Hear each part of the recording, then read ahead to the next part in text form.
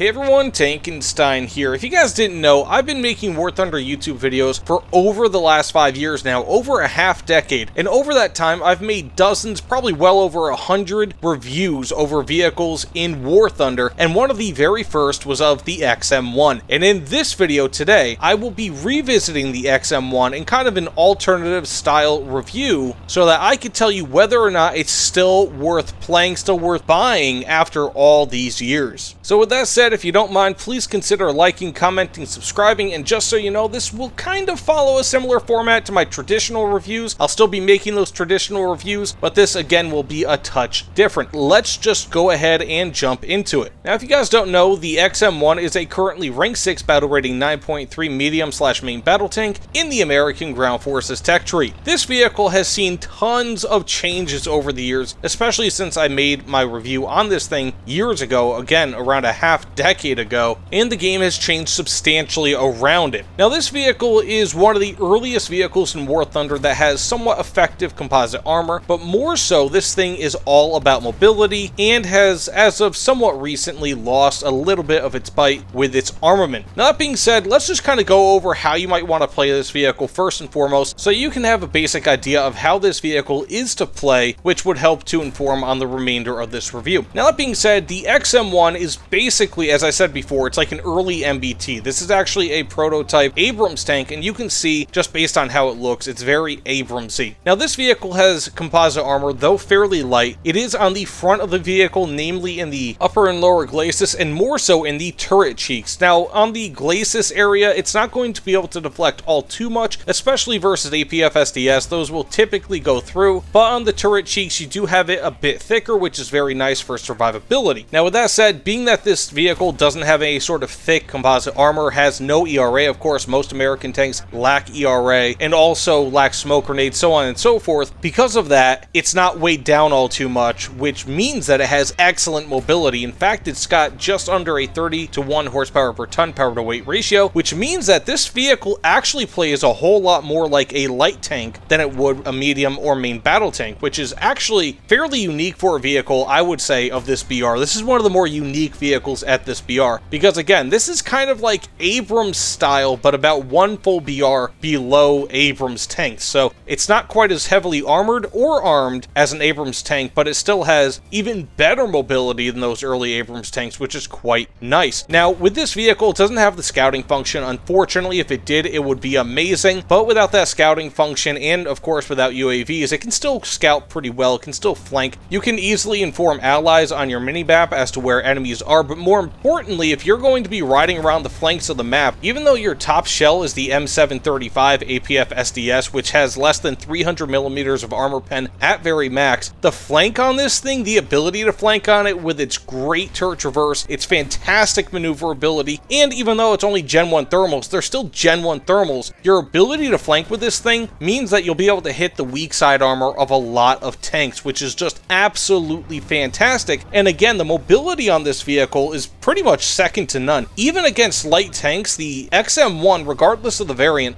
I'm talking about specifically in this video is the GM variant. However, the Chrysler variant, very similar. It's going to be amazing. And as such, you will have a lot of flexibility in how you play. And even though you don't really have too much armor, occasionally you can brawl with this vehicle as well, though I would typically not recommend it. In my opinion, flanking, supporting, and base capping is really what this was made for, though of course you can also snipe against light tanks, but you really can't pick the enemies that you end up fighting, unfortunately. So if you try to snipe and you end up seeing something like a T-72 AV terms instead of like a BMP or something, then you might be out of luck, because again, you have less than 300 millimeters of armor pen, which is not going to go through the front of that vehicle in most instances. But in quick summation, insofar as its roles are concerned, again, I would say flanking, base capping, supporting, and occasionally sniping. However, its armament, being that it only has 292 millimeters of armor pen with its APF SDS, really will preclude you from being able to snipe effectively most of the time. Now, with that said, just let's go over some notes here that I have for this vehicle. And first and foremost, again, the APF SDS is still decent enough, at least in down tiers, but sucks in up tiers. I mean, it only has 292 millimeters of armor pen at max at 9.3 BR, and that doesn't mean that the Heat FS will be able to take over for it, because Heat FS, if you guys don't know, typically has worse post pen damage than APF SDS, especially for the fact that this is a a 105mm cannon instead of a 120 or 125, which means that the heat FS will be even worse, and more so the fact that you have a lot of composite armor just starting to hit the scene at this BR and even ERA. So really your only option is going to be that APF SDS, and unless they increase its armor pen back to where it was, I think it was around 335 before, then it's still going to be a little bit weak. Even 335 was a bit weak, but under 300mm of armor pen at this point is mediocre, actually quite poor. In much the same way, this vehicle does not have the same great reload of true 105mm Abrams tanks, so those tanks can get down to a 5-second reload. Unfortunately, you do not have that capability with this vehicle. It's between 6.7 and 8 seconds, depending on crew skill. Third, armor isn't great, but can still work against highly angled shells or shells at a range. Turret cheek armor is fairly decent, and again, you'll be surprised by the amount of shells that you might stop with it, but it's not going to be able to stop a lot of shells, kind of like you might expect in a vehicle that's more heavily armored, like a T-72, especially a vehicle with ERA. Fourth, this vehicle lacks smoke grenades. It does have smoke shells, which are okay, but smoke grenades allow for spontaneity in terms of your defense, whereas smoke shells have to be planned, and that is a big strike against this vehicle. And finally, while it doesn't make too much of a difference, the HMG on top is an M85 instead of an M2HB, which is inferior in terms of armor pen compared to the Modus. Now with that said, let's just kind of go over its armament, mobility, survivability, and some final notes. Now overall for its armament, I'd probably give it like a 5 out of 10. It's not really all that great. It's not absolutely terrible, but it's very dependent on if you get put into an up tier or a down tier. And bear in mind also, my armament score takes into account its optics, its thermals, pretty much anything related to its armament. Now, some notes that I have here are that it has, again, the mediocre M735 APF SDS shell that only has 292mm of armor pen at very most, and a meh M456 heat FS shell with only 400mm of armor pen, which again, won't typically go through MBT composites or ERA. That makes it so that you really can't rely on the M456, and your only option, again, is going to be that M735 shell. Now, it has an excellent turret traverse rate of between 28 and 40 degrees per second, depending on crew skill, which is phenomenal. Regardless of the BR that you're at, that is fantastic for an MBT. Aside from this, the reload rate is average to meh, with a rate between 6.7 and 8.7 seconds, depending on crew skill, which again is worse than most other Abrams tanks. You also have Gen 1 thermals, which I always say Gen 1 is better than Gen none, so it's still something, but when it comes to clarity, resolution, and being able to see enemies at a range, it might be a bit difficult with those thermals, but at least you have the option. And finally, you have good gunner's optics of between 4 and 12 times zoom, which is very nice in my opinion. Now, insofar as mobility is concerned, this vehicle, I mean, you really can't get much better. I'd probably give it a 9 out of 10. I mean, it is fantastic. It's got an excellent power to weight ratio of about 29 horsepower per ton, and relative to other tanks at and around this BR, you really can't get much better. It might even be a 9.25 out of 10. It is just wonderful insofar as mobility, and that's pretty much, again, what you're going to be using this vehicle for. If you're going to be using this vehicle as a frontliner, as a brawler, something like that, you're not going to be able to get the most use out of it. Rather, if you end up flanking enemies, you will not only have a lot of success, but you'll have a great time with this vehicle. It is easily among the fastest MBTs. It might be the fastest MBT in all of War Thunder, and because of that, you can help to minimize the weaknesses that you might have otherwise in your armament and a bit in your survivability. And because it has such great mobility, I would even look at this thing more so as a light tank than an MBT, but realistically, it is still an MBT, and I still have to grade it that way, but it plays much more like a light tank. Now, for survivability, I'm going to be generous here. I'll give it a 5.5 out of 10. Now, this vehicle, again, doesn't really have incredible survivability, but you have some things that do work in its favor. Like, again, the composite armor. It is thin, but it can still protect against some full caliber MBT shots, which is very impressive, and also against a lot of autocannons, which is very nice. Now, of course, if you have something like an autocannon firing at you from the front, you're still going to be penned, especially in one of the many weak spots, such as the driver's port, such as underneath the cannon breech, so on and so forth. They do exist, but overall, compared to similar BR vehicles, it actually has fairly decent survivability, again, which is why I gave it, again, that 5.5 5.5 out of 10. Now, you also have 4 crew members, and you also have blowout panels for the back of the turret, which is actually very important in my opinion, because again, even though you might not have the thickest armor, especially on the sides of this vehicle, if you get shot in the rear of that tank turret, you can actually survive, whereas a lot of other tanks at and around this BR will not, and that says something. But in general, again, insofar as survivability is concerned, I give it that 5.5